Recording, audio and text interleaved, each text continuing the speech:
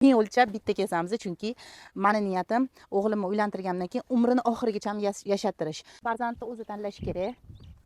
Qizi, chunki u yashaydi umrini oxirigacha va albatta ota-ona ham undan kam rol o'ynash kerak emas bu tanlovda. Chunki ota-ona ham baribir kelajagini biladi va undan tashqari bu borada tajribasi kattaroq.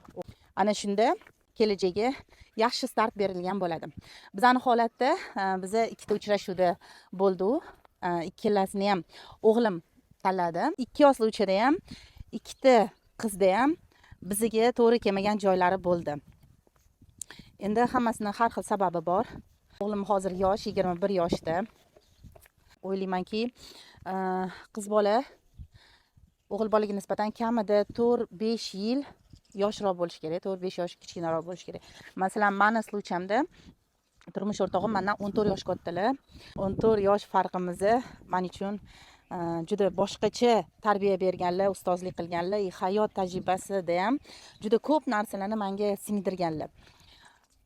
Bilasizlar, ish bo'yicha ham ustozim, oilada ham ularning o'rinlari katta, chunki yoshlari katta bo'lgandan keyin ham men ular bilan даже nima deydi, mana er-xotin bir-biri bilan talashib qolganda, unaqa qattiq talashib qolmayman, chunki birinchi o'rinda yoshlarni ham hurmat qilaman. Значит, kelib chiqyapti, hozirgi kunda meni o'g'lim 21 yashar bo'lsa, minus 4 yosh qilsa, значит, biz 17 yoshli qiz olishimiz kerak. 17 yosh menimcha hali sal ertaroq turmush qurishga. Shuning uchun kelib chiqyapti.